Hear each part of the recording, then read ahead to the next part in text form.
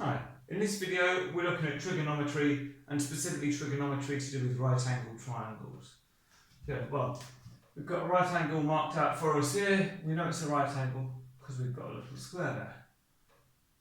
And that means that this angle is 90 degrees.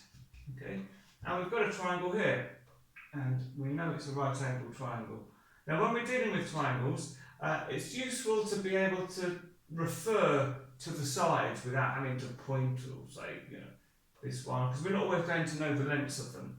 Okay, the first one is easy. When you've got a right angled triangle, we're always going to have like a diagonal line, and this one we refer to as the hypotenuse, or we can just call it the height. Now the other two sides, it depends on the angle that you're interested in. Well, I'm interested in this angle and I'm going to call that y. Well, this side is opposite that one, so we call this side the opposite. And this side is adjacent to this angle, or next to it, so we call it the adjacent, or ADJ for short. Okay.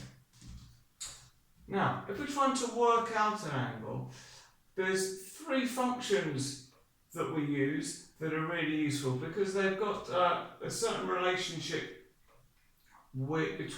between the angle and the sides of the triangle.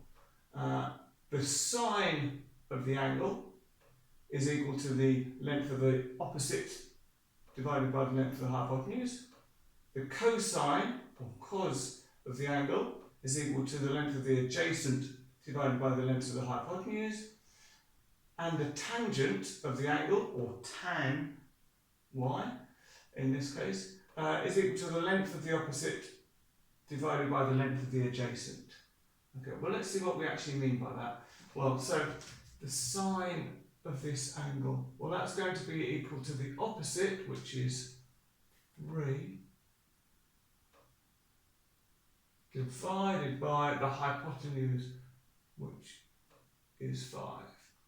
Okay, and if I take my calculator and do 3 divided by 5, that should give me 0.6. Okay, so I know that the sine of the angle is equal to 0.6, but I want to know what the angle is itself. So what we can do on our calculator is do the inverse or the opposite of sine. And the way you usually would do that is where you've got the sine button on your calculator, you do the shift sign, which usually gives a sign to the -1 symbol, and then we've got our value, which is 0.6, and so that means therefore y is equal to 36.87 degrees. Two different places. Okay. Now let's do the same thing but using the cosine function instead. So cos of y is equal to the adjacent over the hypotenuse. Well, the adjacent is 4 and the hypotenuse is 5, which is 0.8. So that means that y is equal to, and this time I'm going to write it, so it's going to be cosine -1 from 0.8. If I do this on my calculator, shift cos of 0.8, and we get 36.87 degrees, which is the same as this, which is good. So now let's do it with tan of the function and see if we get the same answer again. So the tan of the angle is opposite over adjacent. Well, opposite is 3. The adjacent is 4. So that's 0.7. Obviously you can do this in your calculator. So that means that y is equal to, so I'm going to do shift tan, because I want the inverse of the angle, tan to the minus 1 of 0.75, which gives 36.7 degrees. Now, with this example, we've got all three lengths. Okay, so that's why I've been able to use all three functions and check that we get the same answer. Usually, you would only have two of the lengths, and you'd then have to work out which of the functions you need to use. Okay, but I just wanted to show that whichever you've got, you're going to get the same answer. Okay. Now that was to work out an angle. Now, we've got a similar problem here, but this time it's a length, it's z that we want to work out. Well, the first thing we want to do is label our triangle with our opposite, hypotenuse and adjacent. So, if you remember, the diagonal is the hypotenuse. This is the angle we're interested in, so this is our opposite. And the length left is going to be the adjacent. Okay, so with this one, I've got the angle, I've got the hypotenuse, and I've got, well, I need to find z, which is the opposite. So I need to find the formula up here, which links opposite and hypotenuse. Well, that's going to be sine. So we can say that the sine, and we know the angle, so sine of 35 is equal to the opposite, which is z, divided by the hypotenuse, which is 11.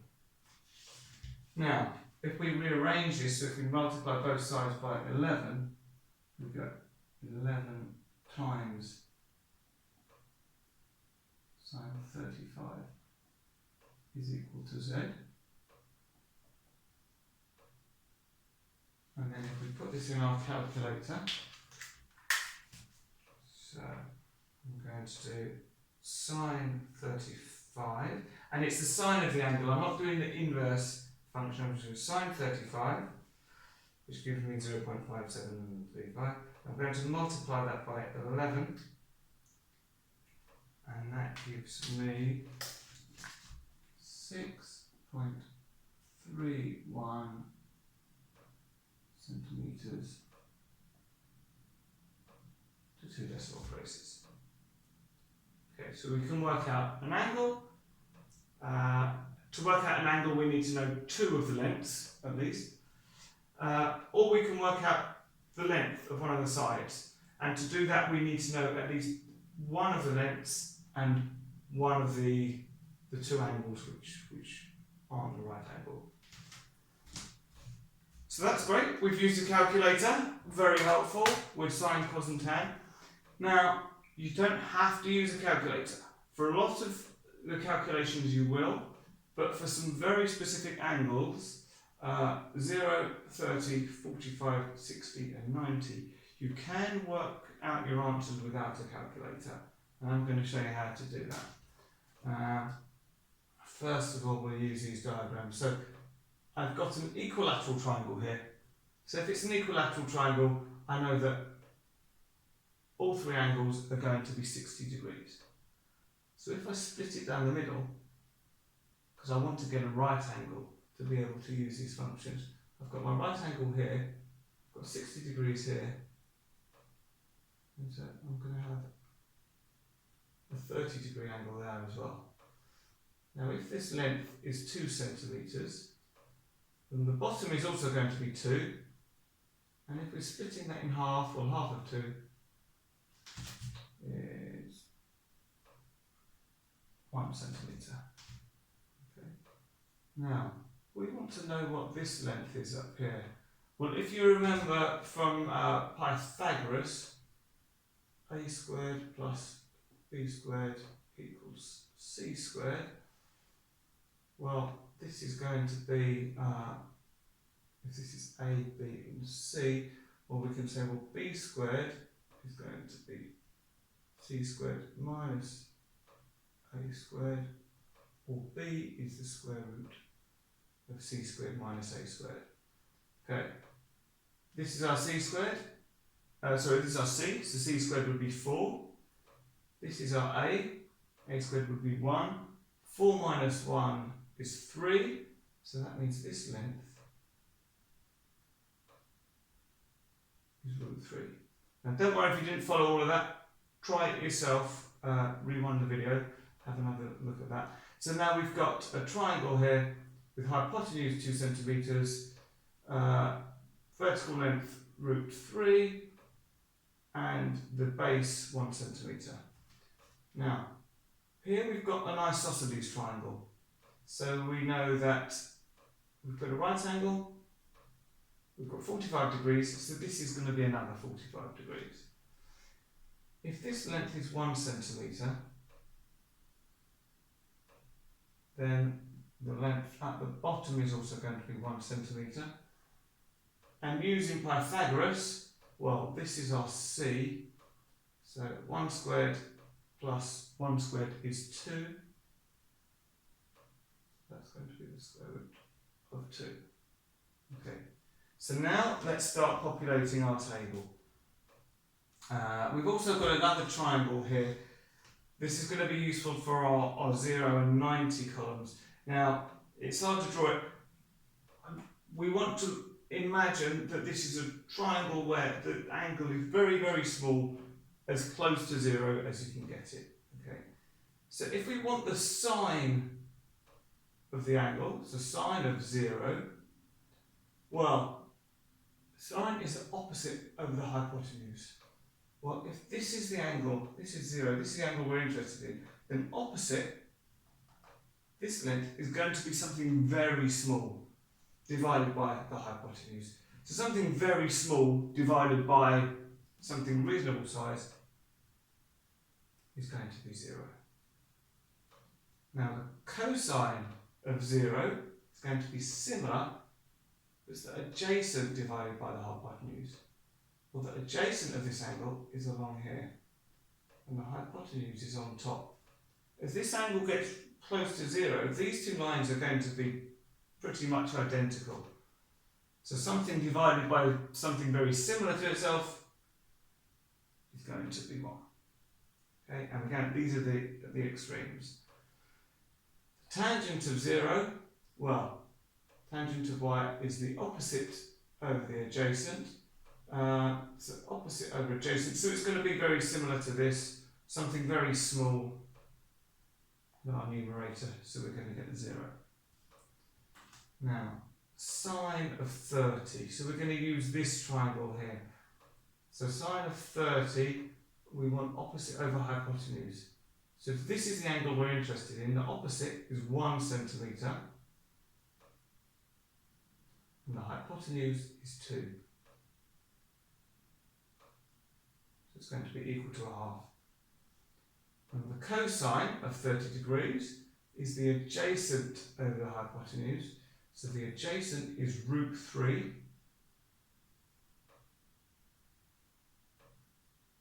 And again the hypotenuse is 2. Now the tangent is the opposite over adjacent. So again we're interested in 30 degrees. The opposite is 1. And the adjacent is root 3. Okay. Let's move on. We want to work out 45 degrees. So let's switch over to this diagram. Sine of 45 degrees. We want opposite over hypotenuse. So opposite is 1. Hypotenuse is root 2. Cosine is adjacent over hypotenuse. Well, the adjacent is also 1. So we're going to get 1 over root 2. So it's, the sine of 45 degrees is the same as the cosine of 45 degrees. And the tangent of 45 degrees, opposite over adjacent, well, opposite is 1, adjacent is 1, so 1 over 1 is equal to 1. Okay. Now, the sine of 60 degrees. Well, we need to go back onto this diagram here. Now, now, because we're interested in the 60 degrees, the opposite is going to be this length here. So it's going to be the root 3. And that is divided by the hypotenuse, which is 2. Now the cosine of 60 degrees is the adjacent, which is 1, divided by the hypotenuse, which is 2. And the tangent of 60 degrees is opposite over adjacent. So the opposite is root 3, adjacent is 1, so it's just going to be root 3 divided by 1, or just root 3. Now for the last one, for the 90 degrees, we're going to switch back to this little diagram here. So the sine of 90 degrees is the opposite divided by the hypotenuse. Well, now this is the angle we're interested in, because this is on 90 degrees. So this is approximately 90 degrees. So opposite is going to be down here, and the hypotenuse is up here. So these two lengths are very similar to each other. So something divided by itself almost is going to be 1. The cosine is the adjacent divided by hypotenuse. Well, the adjacent is going to be this very short distance divided by something normal length. So similarly to before, it's going to be very close to 0. And the tangent of 90 degrees, well, that's the opposite divided by the adjacent. Well, the opposite is going to be something normal length. The adjacent is going to be very small. So something divided by something very small, well, we can call that infinity. So sine, cos and tan, really helpful in working out angles and lengths of sides of right-angled triangles. But it is important to learn these as well, because you can be asked these sorts of questions in the non-calculated part of the GCSE exam. Thank you.